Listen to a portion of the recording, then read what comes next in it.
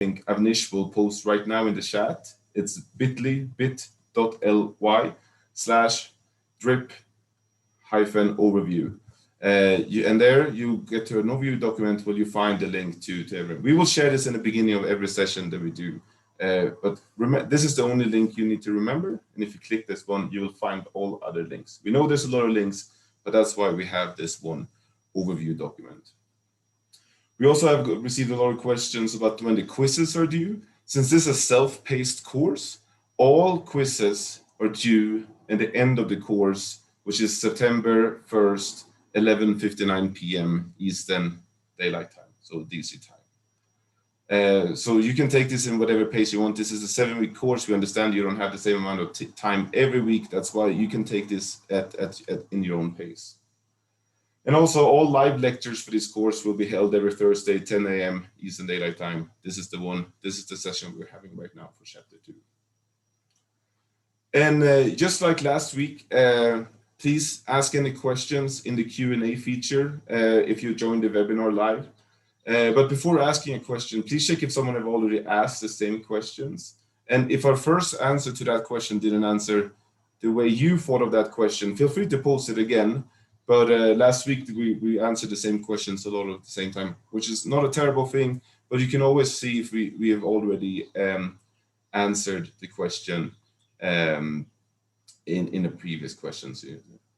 So I say, hey, I can't hear you. I see someone. Well, I'm answering this question live. That probably doesn't make any sense because this person cannot hear me, but I hope the rest of the Diamond Lyrics, Ben, I see you. Can you nod if you hear me? And then I just keep going. Yeah, I see Ben nodding. So I just keep going.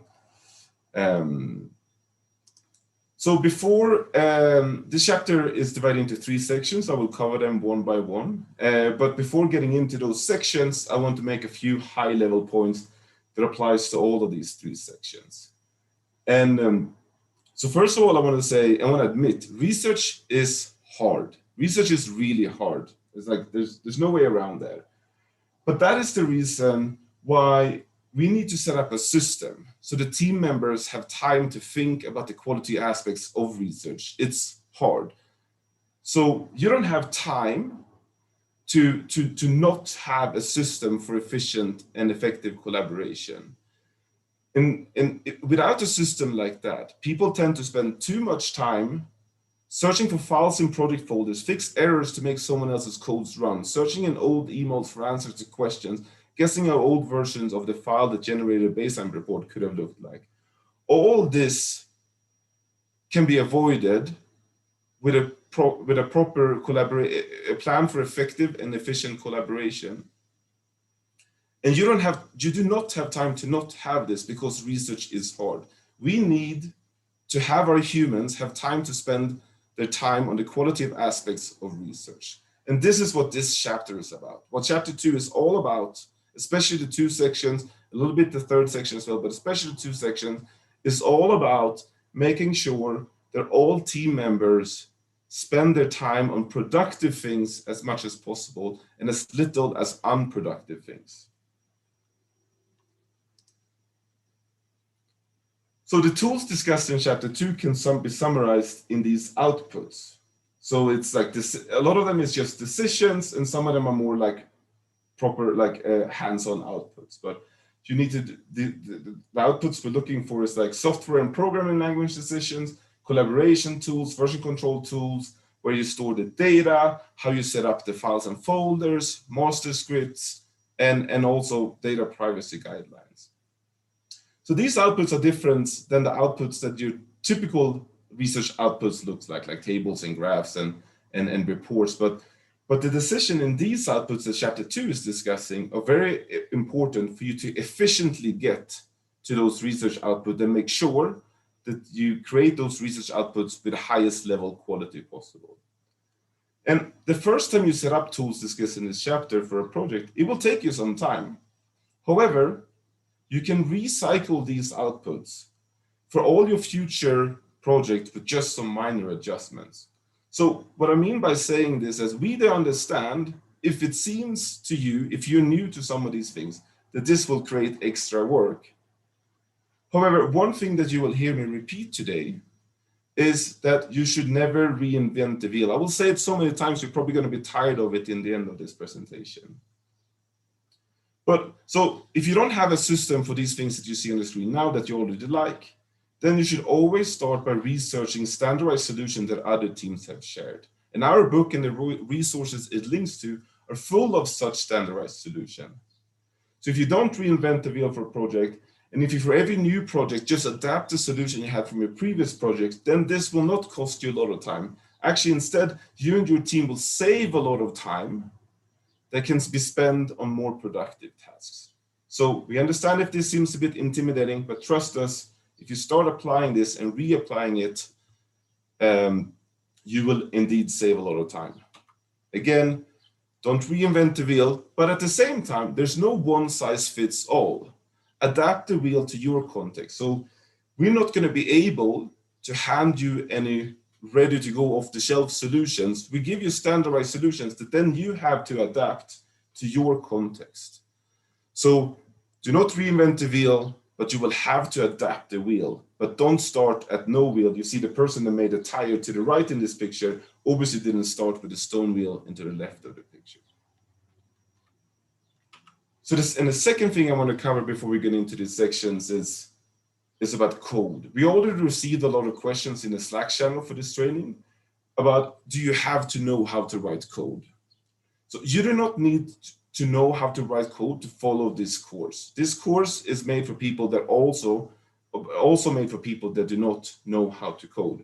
However, in order to do data work according to the standards that we discussed last week in chapter 1, you have to code, or someone in your product has to code. Not every single person in the research team has to do the coding, but for transparent, reproducible, and credible data work, you have to use code. So why do we say this? Why is code so important?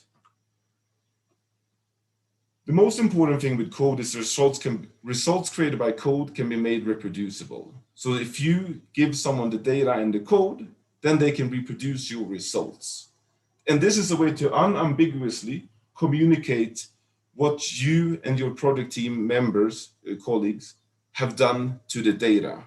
And these are core principles on a scientific method, that anyone can repeat your results and you have an unambiguous way to communicate exactly what you did to the data. This cannot be done in Excel. Results cannot be verified in Excel because you can go and manually edit the data and there's no trace of that. But in the code, if you have the original data set, and you can show this is the data set we received, the only thing we've done to this is this list of instructions. So that's how we want you to see code. Code should be like a recipe in a cookbook, where if you have the same ingredients, the same original data set, if you follow the same recipe, you will get to the same analysis. So think of code as recipes where you cook or bake, do analysis, just like a cookbook. You cannot do that in Excel, and this is very important for the scientific method. We also received questions if Stata is better than R and Python, since we have decided to use it in the book. So first of all three of Stata, R, and Python are all commonly used at Dime. We choose Stata for this book for two reasons. So one of it is that it still is the most common language in our field. It's the most, like when we look at publications to journals, and when they share the code, Stata is the most common option. However, it might be decreasing a bit in the share, but it's still by far the most common one. In addition to that, R and Python has much larger number of users, so much more resources exist already for R and Python in relation to Stata. That's why we decided to spend time on creating Stata resources here, because we thought there was a bigger gap on that currently available. But then the main advantage of R and Python is that they open source and they're free to use. Stata you have to pay for, and maybe that will make this ratios change for the future. But this is the reason why we choose Stata for this book. But R and Python, you can do most of these things just as well there. Just to have a little bit of understanding, since we think code is important, we received a lot of questions for that. I want to start, and now you know how to use this poll everywhere questions. Just go to the URL at the top of the screen. I'm sure someone is posting it in the chat right now. Which program language are you most experienced in?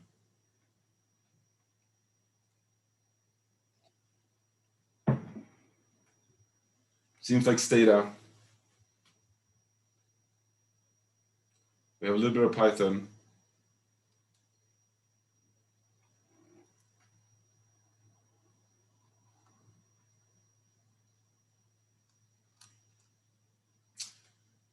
Okay, we seem to have, so this is in our field. Stata is by far the most common tool that we use. Unfortunately, I think it would be perfectly fine hadn't it been for the fact that it has a big paywall, but that's a topic for another discussion. And then we see some Python, a little bit more of R. SPSS, I've saw in comments in the Slack channel, that seems to be common. We don't tend to use it that much. I don't know of a single project at Dime. So I don't have much experience with it. I don't know if it's good or bad. I know IBM produced it, so it can't be terrible, but it's not a common language used at Dime. Okay, let's dig into the first section of this chapter, which is technical collaboration environment. So in the beginning of a project, we want the teams to try to predict at the start of the project what technical tools will be needed at any point in the project. If this is the first time you implement a technical collaboration plan like this, it might be difficult to predict all the needs because you don't have any practice of that. That is fine. Being good at writing a technical collaboration plan is a skill just like being good at programming or being good at running service, etc. You need to practice those skills to be good at it. But it's also okay to not get it right. Like the whole point, the whole objective here is just to predict as much as possible, because the more you predict, the better. But it's always okay to update if you forgot about something, or if the project, a few years into the project, take a different turn where something else is needed. So what should a technical collaboration plan include? Here's another example. Like, we can give you a lot of things to think about, but we're not going to give you an off-the-shelf solution. Like, this is the one solution that will fit every project. There's so many big variety and differences among the projects that all of you listening into now would work on. So that's just impossible to us to say, like, use all of these, use exactly these tools for all these different things, because your context is too different. There are a few examples that I will make in this presentation when we recommend a specific tool, because we think it's like either a very industry standard one that everyone use, or it's something that we think is a very good thing for everyone to have in their toolkit of tools. But what we want you to think about in your technical collaboration plan is like, how will the data be received? Are you receiving it from a partner? Are you collecting the data yourself? How will you receive it? How will you technically do this? And where will the data be processed and analyzed? Do you need only regular computers? Do you need server and cloud resources? Which programming language to use? Maybe this is obvious to your team, but sometimes you have to think through, will this programming language be able to complete all the tasks we want to do? How do we version control, code and data, outputs, how to name files and folders, what system for data security? I could have sit for half an hour and just listing all the different tools we use to this in Dime. I'm not going to do this. I think the book is a good resource to point to different things, but these are the type of questions that I want you to come together as a team in the beginning of a project and discuss and like list all these tools and to make sure that you have them available. So then some pro tips. Again, do not reinvent the wheel. Take someone else's solution, but then just don't take it blindly. Adapt the wheel to your solution. And also, it's important that you document your decisions. Write them down. In some projects, they're not that complex. They might just, everything that's on this slide might just fit in a small little bullet point. But some projects are complex, which needs different resources in a complex way. And you might need like a couple of pages, a document that describes this in a couple of pages. Again, the variety of projects you all work for, and we as well in Dime, makes it impossible for me to say, like, this is the only way to do something like this. But once you listed all your tools in your technical collaboration plan, there's a few things you need to think of. Make sure that your tools you pick work well together. If you are going to analyze the data in a cloud resource, and you see the data through some data collection software, How will you get the data from the data collection software to the cloud resource? Make sure the tools work on a computer as well that will need to be installed. So if you're going to use a computer, a server, or if you're going to use Mac and PC, like if there's going to be a big variety of computers, make sure before you commit to a tool that they will work on everyone's computers. And make sure that all team members knows the tools they need to know. And this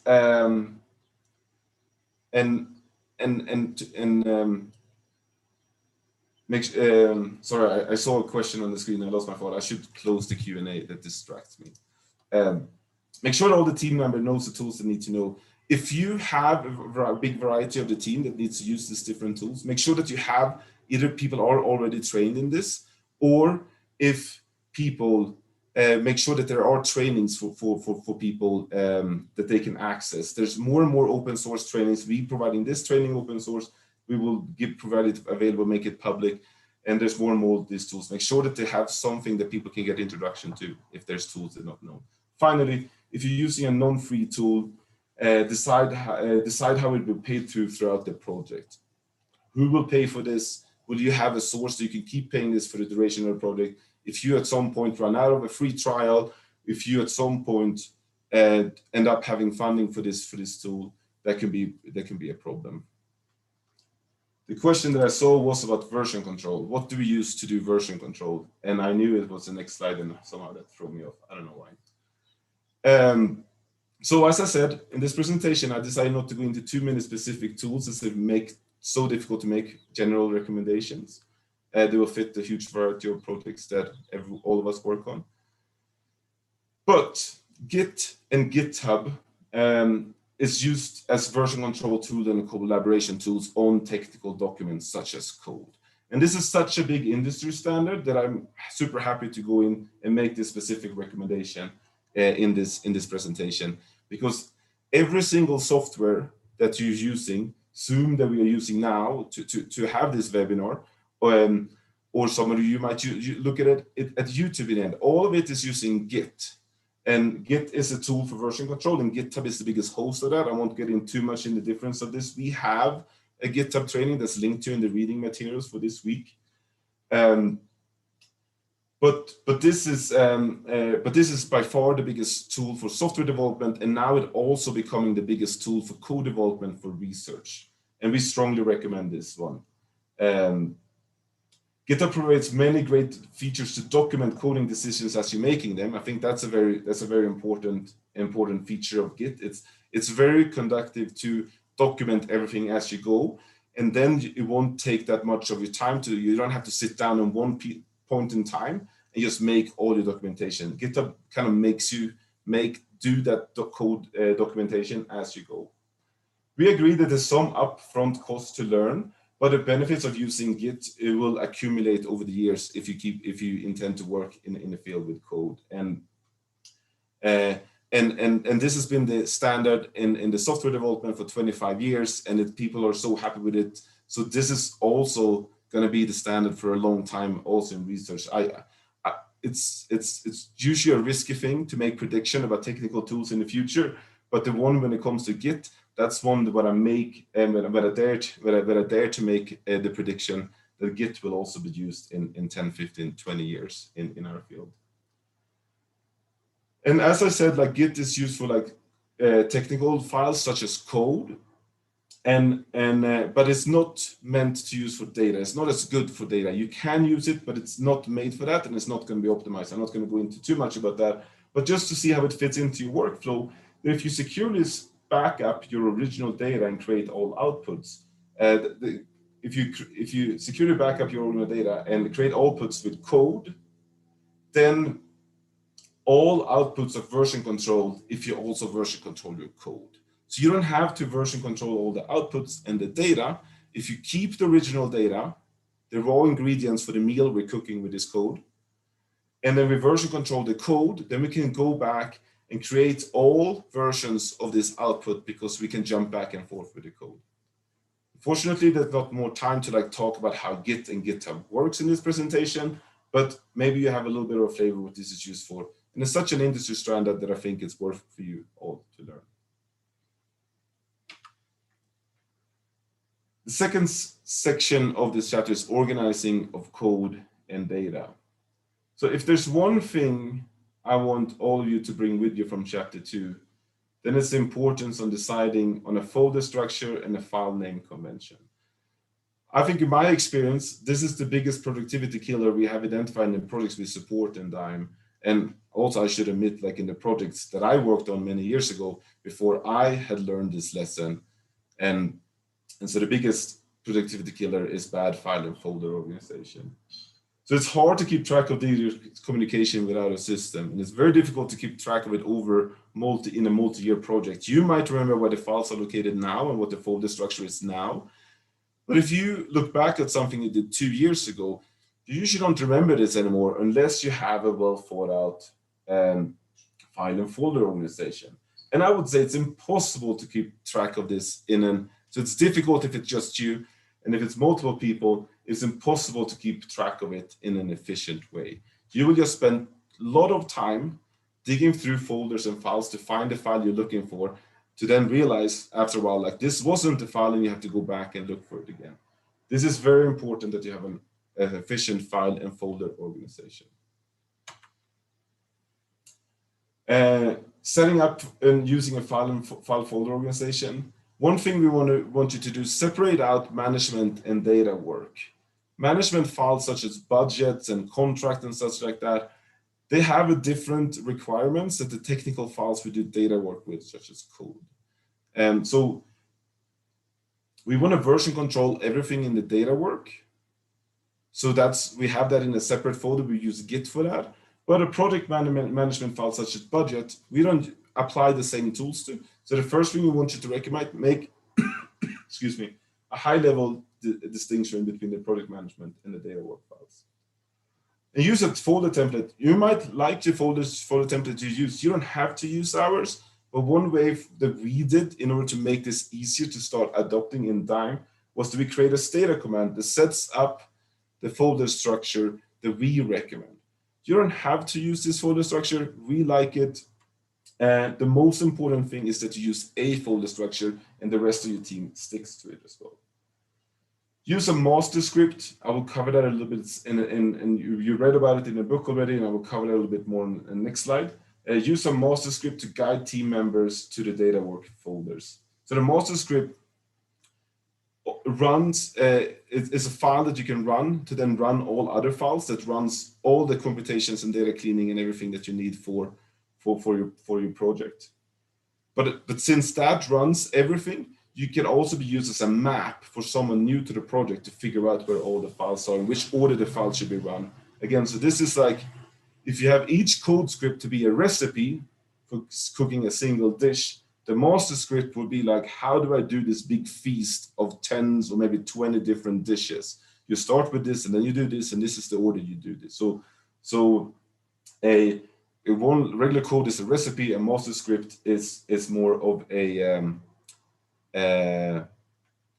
guide for how to make all these different recipes come together. Again, do not reinvent the wheel. Use a folder structure that's out there. Use a master script template that's already out there. Adapt it as much as you want. You probably need to, but always never starts from zero. So make code readable and runnable. Since code is the main method to communicate what's done to data, and code needs to be readable and runnable, therefore codes need to be readable and runnable. So readable comes back to using naming conventions and comment that explaining what the code does and what it does and where and how it does that.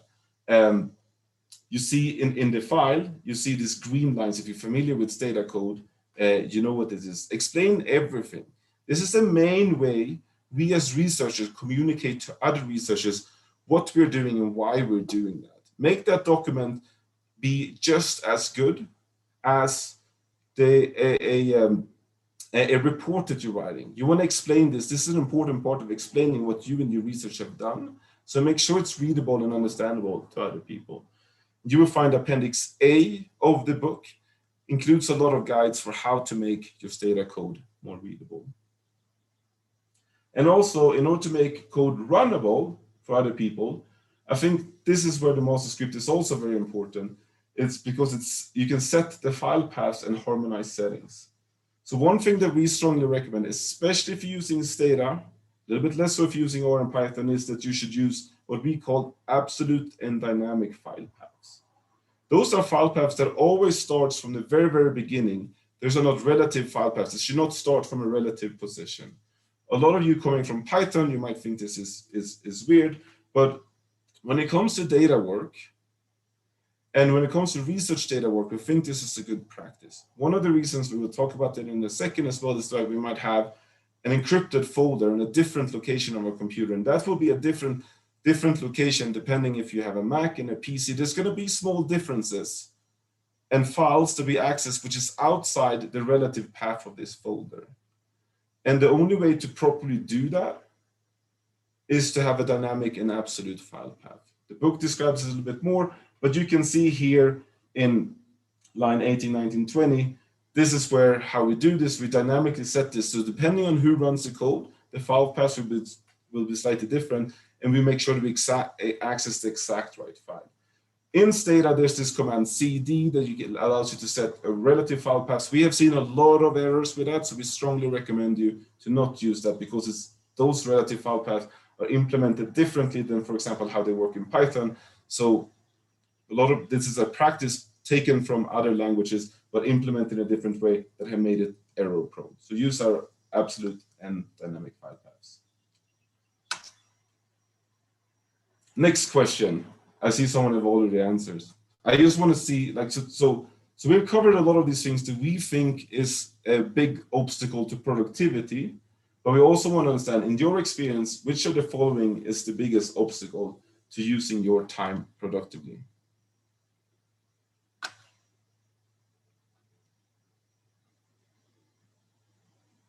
So this question works maybe a little bit different than the questions that we have done so before. To use sort, you click the up and down button until you have ranked them, the way you think that they're ranked, and then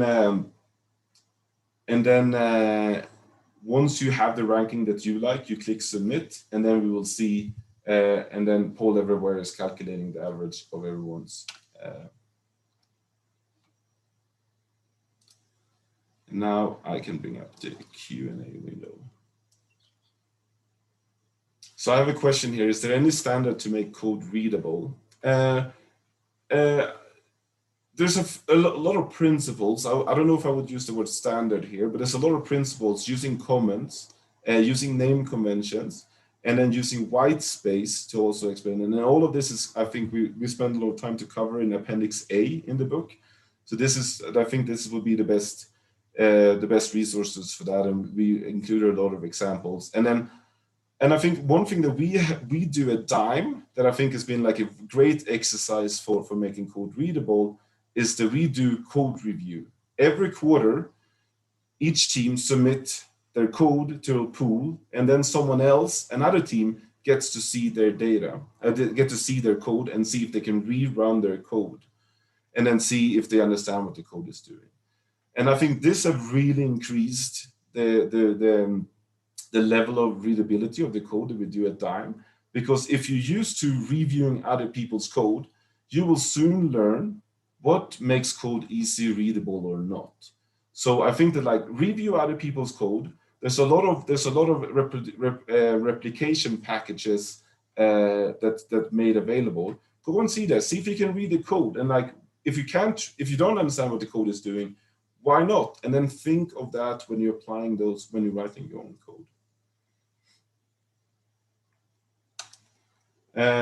What are master scripts? A master script is a script that then run a lot of other scripts. So like each script, you might have 100 scripts in a project. Each of them do one task.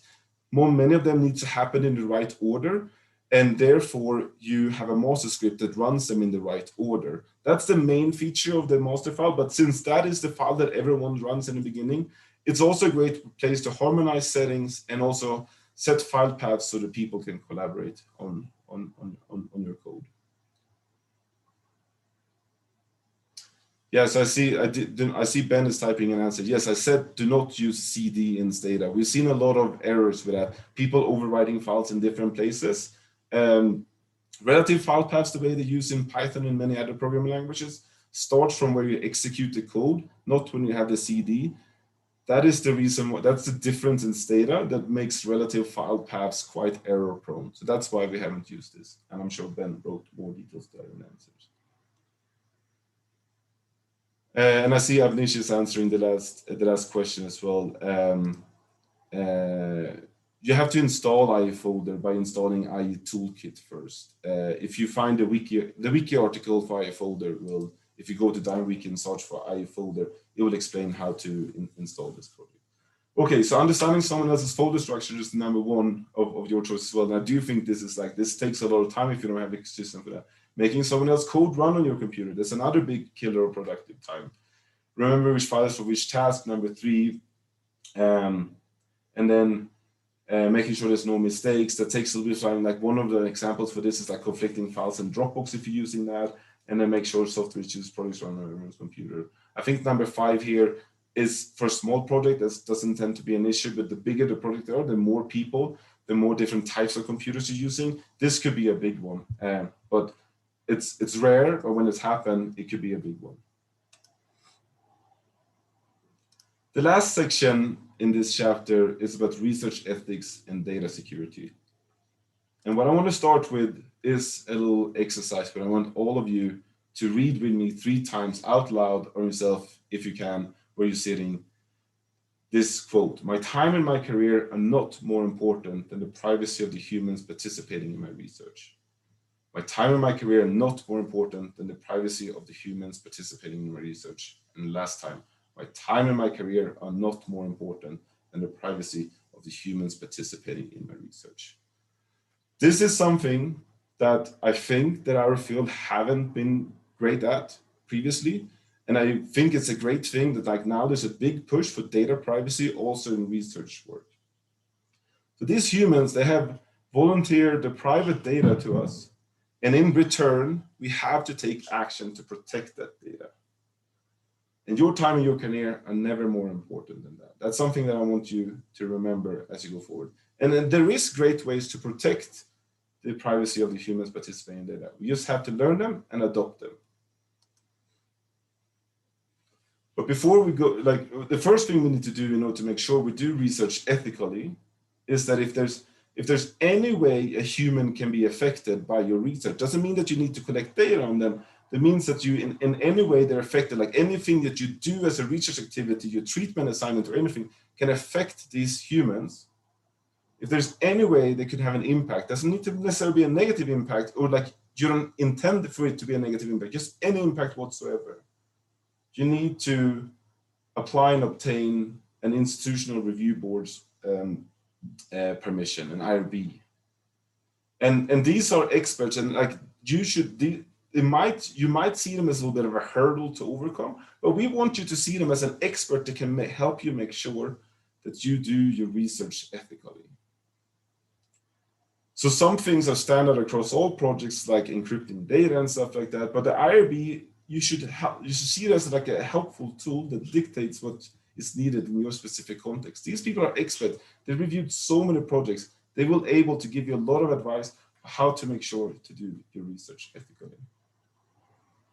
And one thing that we want to mention is that make sure that the humans participating in your research is always aware that they are part of your research, and make sure that is with an informed consent. So meaning that informed consent means like, consent means that you always ask for permission. Informed consent is that you have to explain to them what it means to participate in your research. It's never enough to say like, hey, I'm doing research. Do you want to participate in my research? You need to inform that person. You're the research, you're the expert on what research is. So you need to inform that human participant. What could the consequences be of what is this project? What data will we be collecting? What's the research activity we will have exposed this person to, and etc. And what could be the consequences of this? You as a researcher, you're the expert. You have the responsibility to explain this. And an important thing that you need to do is like, you need to protect your data. And handling identified data requires extra care. Extra care that takes extra work, absolutely. But we'll next, in 2 slides, I will show you a tool that is a great one. It's actually a great one-size-fits-all solution, I think. That's why I introduced this. But so learn that tool and learn how to use it efficiently, and then it won't be that much extra work. But it will still be some extra work, and the best way to reduce that extra work is to handle identified data as little as possible. We sometimes need to do this. We sometimes do follow-up surveys where we need to know who was the person in the baseline. So when we follow up in the end line, we can find the same person. But we should see it as a necessary bad, or we should collect as little identified data as possible in the first place. And then once we receive the identified data, we should de-identify the data as soon as possible and work with that version on a day-to-day basis. Chapter 5 will talk a bit more how you actually de-identify, but already at this stage in your project, you should build in your thinking, where do we de-identify data, and do it as soon as possible so that the identified data exists on as few computers as possible. And then some people that will just clean data, or I shouldn't say just clean data, but people that clean data and may do the analysis of data, they don't always need to know what's the names of the people in your data set. They just need the de-identified data. If that's the case, make sure that you have a workflow for de-identifying data as soon as possible, so that the de-identified version is the one that you share widely within the team and work on a day-to-day basis. So identified data need to be encrypted at all times. And this is where you should never take a shortcut on this. This is like your time and your career is never more important than that you run your responsibility to do this. And data security is only as strong as the weakest link. So you need to think of, when you're planning your workflow for this, if you're collecting data on a electronic data household survey, for example, and then you're putting it to a computer when you do some high frequency checks, all of these steps we will cover in later chapters. And then we will then transfer that to a server where we'll do the main analysis. You have to think about, how is the data secure on each of these computers, and also in transits between each of these computers. And if you sit like, my data is in this right now, if you would point to your computer saying like, my data is secure right here, right now, then I'm not convinced that you have if you have a good enough data security protocol, because how was it secure when it ended up there? Will it be secure when you move it somewhere else? So like, you have to think of the whole life cycle of the data and make sure it's protected in each and every step, because data security is only as strong as the weakest link. Talking about identified data, I want you to give examples for what are types of data that is always personal identifiable. This is another thing, that sometimes things can be identifiable in some cases, but they're not identifiable in other cases. So there's one classic example of someone that used combined census data with medical records, where it was just, in the medical records, they had been de-identified. The only thing that they kept there was the date of birth, the zip code, and the gender. But by using census data, those three in combination, so usually zip code, we don't think of that as being like person identifiable, but in combination with your date of birth and your gender, though there's enough unique combinations between these three variables that unique combination is unique just for me, so I can be identified with this. And I see it here: name, phone number, IDs, and then then I saw also like and I see GPS. This is all good. Address, I think, is all good. So then I see also some financial information, some bank information. That's sensitive data, but it's not necessarily personal identifying data. So sex and age, those are more descriptive data. And like sexual habits is very sensitive data, and we should probably take extra precautions with those, but it's not a person identified data. So when we say person identifying data, it is a data set that we know who which data point describes which person. So, for example, there's data sets that's published when it could be sensitive things such as financial data, sexual behavior data. They're published, they're out there. We can see them, we can all see them. But those data sets will always be de-identified. The person identifying is removed. So we don't know who is associated with that data on financial data. And we don't know who is associated with that sexual behavior, for example. I see a lot of more coming in. But GPS coordinate, health records, no, it's not personal data. It's a sensitive data, but it's not personal identifying data. And I see a lot of versions of the same. Birthday could be it in combination with other data. Usually just, I'm born the 30th of April, 1983, but there's a lot of people who's also born on exactly the same day. So that by itself is not identifying.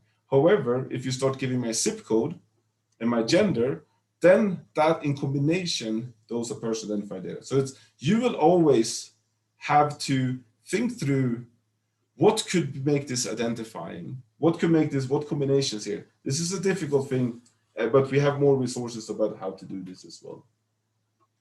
So if you have personal identifying data in your data set, you need to encrypt it. And this is the second time in this presentation where I will recommend a specific tool. There's other tools to encrypt data, but I think learning VeraCrypt makes it easy to protect the data in the full life cycle of the project, because there's other tools that protects data equally good as VeraCrypt, but they're just for one of the use cases listed in this slide. So why do we like VeraCrypt? First of all, open source, forever free. Some people think open source software is less secure, but most security experts argues the opposite. Open source software is more secure because anyone can, and in the case of VeraCrypt, thousands of people have looked for vulnerability. If you have a proprietary software, meaning a software that a company has and you're not allowed to see the code, then there might just be like 5-10 people looking for vulnerability. It's a much bigger risk that they miss something compared to when VeraCrypt makes their code available to everyone and thousands of people have reviewed this code. So that's open source tend to make, if it's open source, a widely used open source, if it's an open source software that no one uses, that could be the most dangerous and the most vulnerable. But if it's open source, a lot of people use it, then it's they tend to be the most secure. And so VeraCrypt, you create a folder where you can put information, and that looks like a file. And anything you can do with a file, you can also do with a VeraCrypt encrypted folder. So you can put it in a syncing service like OneDrive or Dropbox. You can attach it to an email, and you can put it when you put protected files and USB memories. If you have a USB memory, you can start first use VeraCrypt to create an encrypted folder, and then VeraCrypt protects the file so well that once it's in an folder, as long as you keep the key to yourself, the encryption key that you use in order to decrypt it, it's kind of like a password to access this information. You can share this encrypted folder in any method whatsoever, because that's how secure the folder is. As long as no one else that you don't want to have access to the key don't have access to the key. So you will see a lot of like encryption in other services. Dropbox, for example, they provide super state-of-the-art encryption. However, Dropbox is not secure enough to put identified data unless we encrypt it with VeraCrypt first. Not because VeraCrypt's encryption is better, but with VeraCrypt, you are in control of the key. Whenever you use just Dropbox encryption, you don't know who have access to the key, and therefore it's not proper encryption.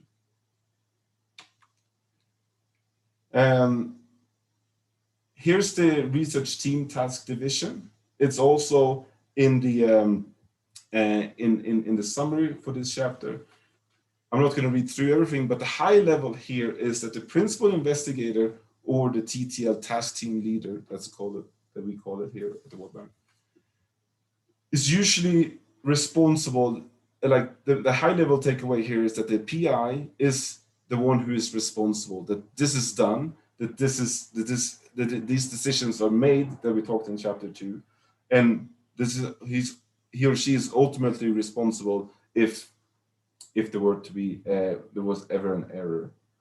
While on the research assistant or more junior staff tends to be the one that develops this. So the research assistant tend to be the one that is researching this, finding the standardized solutions that other teams have already shared, but then prepare them, adapt them to the context of this project.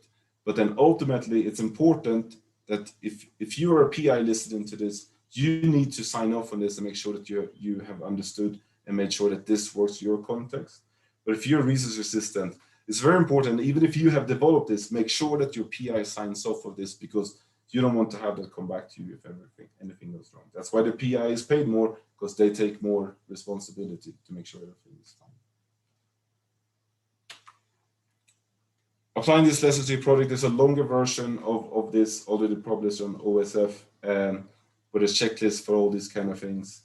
But this chapter is a lot about just making decisions and try to predict what you need and make sure that what you do from day 1 fits also with what you do on day 100, on day 1000. And the best way to do this is to discuss this thoroughly, look what other projects have done, what were other issues that other projects run into, and how did they solve them? Can you apply that solution from day 1? You will save a lot of time.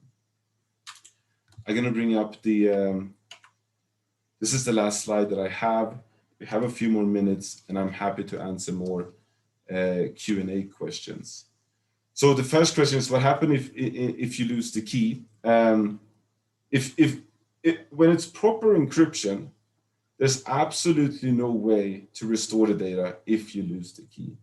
But that is why we also recommend in the book, I didn't recommend it, we didn't talk about it in the presentation, that you need to store the key in a password manager. And the book links to password managers. The wiki we talk about password manager. In the DIME standard pillar 4, we talk about password manager. Password manager is a tool where you can securely store keys, such as an encryption key, but also passwords. That's the name, password manager. And that's a safe way to share them. So if you're going to share an encryption key, if you create an encrypted folder and then share the key in a non-secure way, such as sending it over email or in a direct message or something like that, then there's no point in securing the files in the first place. So the way to share that is to use a password manager, and then that's also a great way to keep it safe. We have a few, like look at the LastPass instructions in DIME standard pillar 4 for more details on them. Should we include a coding process while registration in the experiment? Ben, jump in if there's anything that you want to answer to this, but I would say it's not a bad thing, but you don't have to. A lot of the time, studies are registered at the time when the code is not written, but some people argue that the gold standard is for you to have finished writing your code before you collect data, because then you can never be accused of any kind of data mining or like that you adjust the code based on your data to get the results that you want. Had you written the code and published that before you received any data, no one can accuse you for adjusting your code based on the data. This is very difficult though, because a lot of the times, especially in our field, when we collect data in the context that this book is written for, we might be the first people that collect data on a topic in exactly that context. So we don't know exactly how the data will turn out, and therefore we will need to adapt the code once we see the data. So that's why this is difficult, but it's a great thing if you're able to pull it off. This course emphasizes on data and code sharing, making them an open source. Our government institutions, especially in Africa, including this again, the African general, especially government institutions, hold all data, not available to the web. We are pushing the open data agenda. Can we tell what government institution in a specific region of the world can do? No. I think that like this is, I do think what you're saying is true, but it's also not always true. We meet a lot of people through us that comes to us and ask for help to make the data available, but it's also, and this is a little bit what this book is about, and I think what Ariana said, in the launch event, if you attended this, that like there's been a data revolution. We start having all this data, but we don't have the skill set for like how to make this data available in a secure way, how to and how to prepare this and how to use this data. Helping making public data more available is one of the objectives of this book. But this takes time, this takes resources, making something available at the web in a secure fashion so no one can come and like hack into your system. It's difficult, it takes resources, so it's a slow process, but I think this is what this book is, not necessarily how to make a web portal, but like how to get into this thinking that we in a secure way should share data. Which password manager would you recommend? What we have resources for is LastPass, because that's something that the World Bank have a subscription for. So that's something that's like, or like the IT system at the bank have allowed us to install that on our computers. We use LastPass. Since you're asking, I'm gonna take the opportunity to promote my favorite, which is called Bitwarden, which is an open source alternative. Like if you Google password managers, you're gonna have maybe 10 options coming up. All of these top options, they're perfectly fine. Looking at what differs is like if there's a company behind them. What differs is can you like install them on your phone as well as on your computer. Look into the technical specifications, and the top one that you see, they're all going to be perfectly fine. But I'm gonna make a little promotion for Bitwarden, because I think they do all of these things that I think is good, and they're also coming from an open source environment and making this free available. There's a paid tier to use it in a very big way, but anyway, LastPass is also good. Does the folder setup using static command works only in shared network drives and replace personal folders if it applies anywhere? No, it's like the folders that you create. The folder that you create is there's nothing special with those folders. So you can put those folders wherever you put any folders. If you do a project which is just yourself, you can use this IF folders data command, but you can also put that on a network drive, or you can put this on a Dropbox sync service. There's nothing, like the only thing that you need to have in mind when you do collaboration is to introduce the idea to the rest of your team and saying like, hey, I think we should use a file and folder organization structure. One example that I've heard is the IF folder from the Dime team. And then you can show them how that looks, and people might not like that, or people might like that. So we started to suggest this file and folder structure, but the only way to make that feasible and make it easy for people to apply was to adopt this command. But there's other solutions to this as well, and they will work in any context where you can put a regular file and folder.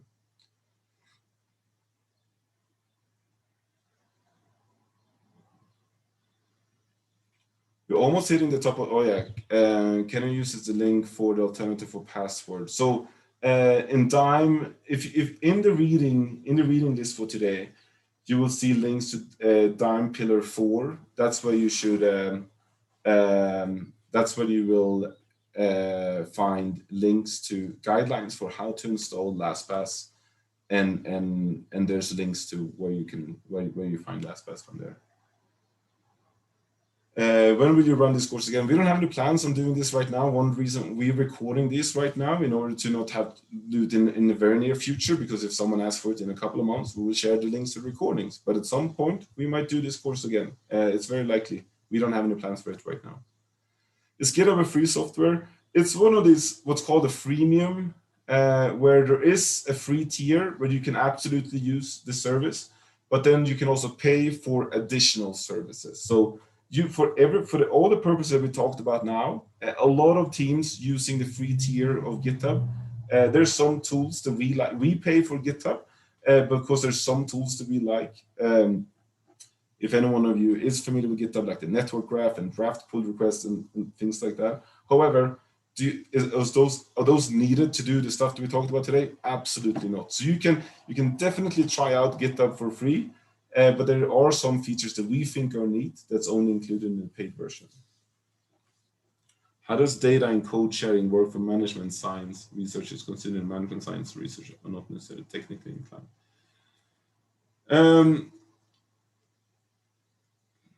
I think that like I think that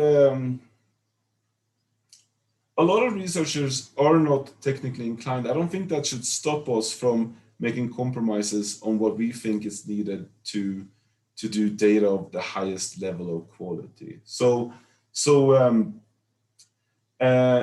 in the team to do fully credible, transparent, reproducible data, there has to be some technical tools applied. Does everyone needs to do that to use them?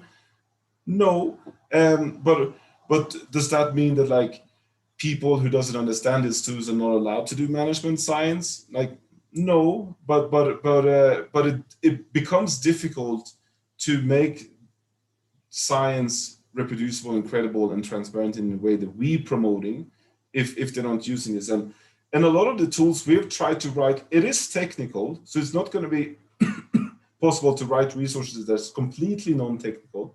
But we've spent a lot of time trying to figure out how can we make these tools as accessible as possible to people that are not technically inclined. Have we succeeded perfectly in every case? Probably not. But we don't want to use it as an excuse to not try have an ambition of making data credible, transparent, and reproducible. So it's that just means it will take a long time to get there. That doesn't mean that we should not get there. Does data command like in the reading can be accessed? Actually, can someone, I don't remember exactly which box 4 is, so and someone else in the analytics team, can you answer the question about box 4? And then I can talk about others. So Git versus OSF. So OSF is great, is a great platform to we use both of them as you've seen, like you heard me talk about Git today, and you access a lot of resources in OSF. OSF is great for files of any type that doesn't change that often, such as like the documents for this. We might make some edits if we find typos, but we're not going to change them that often. So if we have a file that changes like once or a couple of times every day, like a code file when we're working on it, OSF doesn't provide a great way to view the differences between that file. So what OSF is good for is like PDF, data files, videos, and stuff like that. And while Git is really good to give a much detailed view, but in a very accessible way, of when you have thousands of changes to code files. So that's like both of them have something to do with version control, but Git provides it in a much more detailed way that is optimized for code files. I can talk more about that, but I think this is where I'll if I open up that door, I think I will talk about that for hours and hours. Does DIME offer a course on using Stata? We have some material. We don't have a if you look in the reading links and then click around, and also like in Appendix B, you find resources for this. Do we have a standalone self-paced data course that we think is like perfect? No. But we have some resources that we link to in the book, and there's other resources as well. It's just like a very big endeavor to have a full like intro to a programming course, and we have done some first steps towards that endeavor, but it will probably be a long-term like continuous project to come up with exactly what you're asking for. So unfortunately, no, we don't have a training we offer to that. However, like on our when we did our in-person trainings for our it's not MSAS, it's the Managing Successful Surveys. Sorry, I'm screwing up this name, but we in this course that we're doing, and we link to these materials, we have a track. If you see a Stata track 1, track 2, in this track 1, we actually want to zoom in the Stata knowledge, but that's also just like a week class and just afternoon sessions in a week, so it doesn't like take you from 0 to expert in just those slides. Any training on coding? So yes, we have training on codings, but not any training that takes you from zero to expert. We have some intro to coding trainings, and then we have some that like enhances your skills that you already have. There's a lot of and this is one thing, like in these other languages like Python and R, which have a much bigger user base, you tend to have many more intro to coding courses there.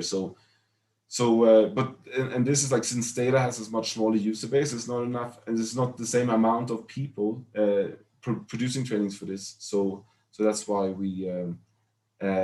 that's why there's fewer of them in Stata. But in R and Python, you can just go to YouTube and you find many examples. Is there a preference between R Stata and SPSS? People have preferences. Are there no objective preferences? No, not really. I think that R, out of the three that you listed, R is open source, so it's free. I think that's always like a great thing that I always want to promote. And then they're slightly good and slightly different things. But I think the main reason for people having preferences between this is because it takes time to learn a coding language. And once you've learned one language, you like to stick with that because it comes with a cost to change between one language and another. So it's personal preferences. I think in long term we should promote the open source alternatives, so this becomes more accessible to people that cannot pay $250 for a Stata license. But until then, it's mostly preference.